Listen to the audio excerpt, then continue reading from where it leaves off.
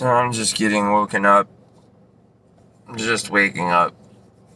I don't know, it's like 10:30. I was cruising Facebook, just trying to get my brain running, like I do, mainly looking for memes, and I saw somebody complaining in an article about Instacart, and how people get baited with big tips by customers, and the customer rescinds the tip after you finish the order. The whole rating system on gig economy apps is messed up anyway, and there's a lot of foul practices by drivers and passengers alike.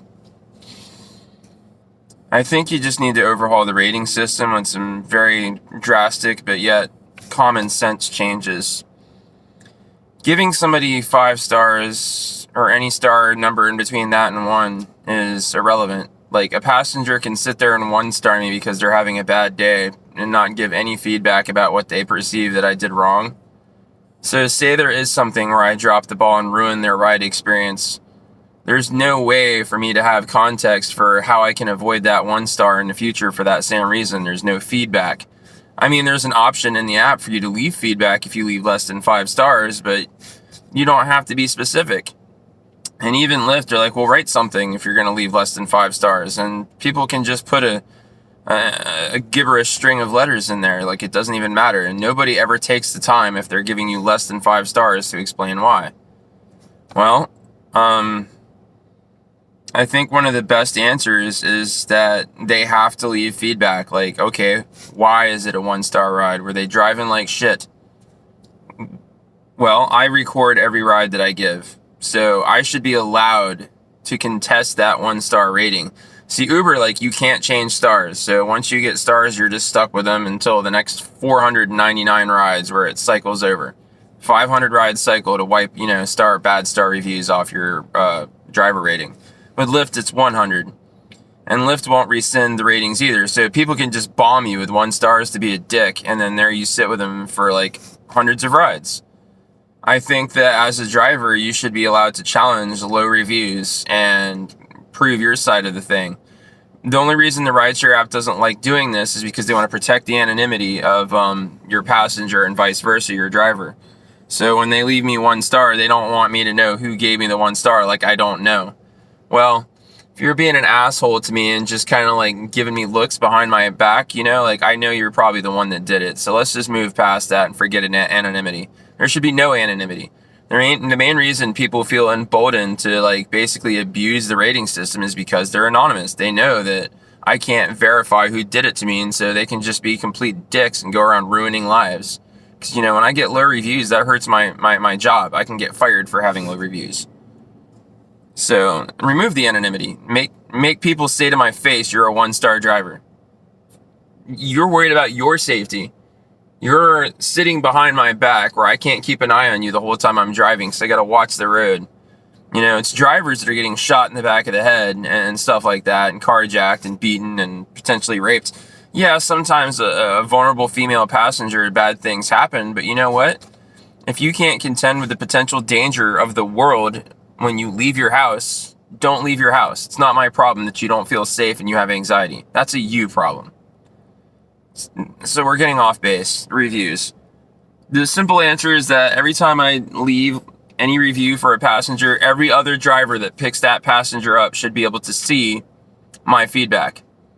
And if you're a passenger and you rate a driver, every other passenger should be able to see your feedback. And if other passengers are like, what the fuck is she talking about? This dude is not driving like a serial killer, then you should actually allow other passengers to help you plead your case for being a 5-star driver. So, like, if a driver gets rated 1 star by one bitch, just a complete bitch, just hates life and just goes around doing this to people, other passengers should be like, look, nah, man, this dude's driving's great, and there should be a survey question. So was this driver a hazardous driver like this other? No, I don't know what this person was talking about. This driver was awesome. And if you get so many of those like counter votes, then you should have that struck from your record and you can go back to being a 5-star driver. If, however, you're basically bribing people to give you stars and somebody gets in your car and be like, I don't know what they're talking about, clean car, this thing smells like dead cat, then, that should be amended in your review. And then with drivers, like if a passenger is late to pick up, and you can make a note saying this passenger is always late, this passenger never tips, and then other drivers can see that as soon as they accept the ride. And I think that there should be no penalty for declining, or for canceling a ride once you've accepted it if the passenger has a rating below a certain point. I think there should be no penalty for canceling on a driver if that driver's review is low and there's something on their record that concerns you. Like, there should be a dossier for both the driver and the passenger to see when you take rides for Uber, Lyft, if you're doing DoorDash, if you're doing Instacart. You know, if somebody's being a dick and pulling tips after they offer them on Instacart, that should be a note on their file, so that when you take an Instacart order from this person, you can be like, whoa, whoa, whoa, whoa, they play tip games, I'm out. And because several people have verified this behavior, there'll be no penalty to your acceptance rating or your cancellation rating.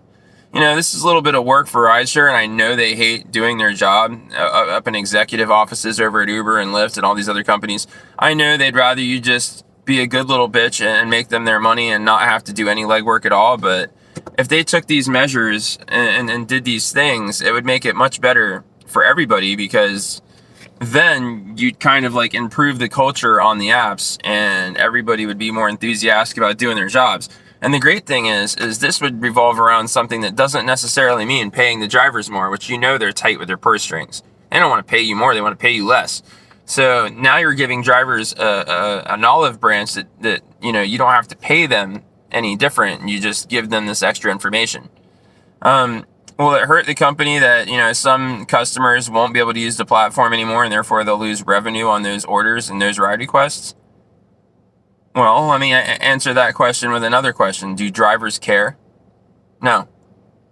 Like, if you really care about drivers and making the platform a better place for drivers and passengers and customers, etc., you need to provide more detailed feedback that other people can take in, consume, and make it to where you know what you're getting into.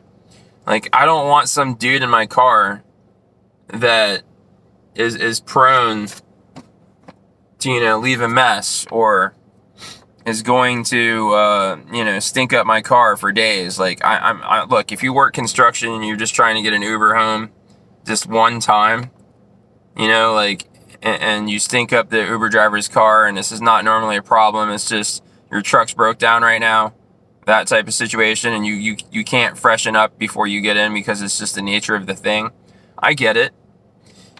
If you're coming from the beach and you're covered in sand and you fucking get sand on my car, you should know that fucks me up, and you should be willing to throw me an extra $5 in cash so that I can clean up after you after this ride's done, because now I'm gonna have to clock out and vacuum that out of my car so other passengers don't think I'm a complete dick driving around with a disgusting back seat they grab them in. Like, they don't want to get grabbed up in a car where, like, it's just a disgusting back seat and you're messing it up for other passengers. You should just preemptively know to give me a few extra bucks if you still want the ride. I'll let your filthy, disgusting butt in my car, like, with all that sand.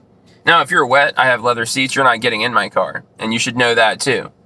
You know, you guys have to have a little, you know, empathy for the driver in this situation. I'm not asking you to, you know, detail my car for me or none of that. I'm just asking you to be reasonable. And these types of measures, if we can make notes of them on these profiles of these people, both on the customer side and on the driver's side, I think that would change the dynamic a lot and make it a better thing for everybody. So I don't know, maybe somebody will show that to rideshare companies and they'll get on it.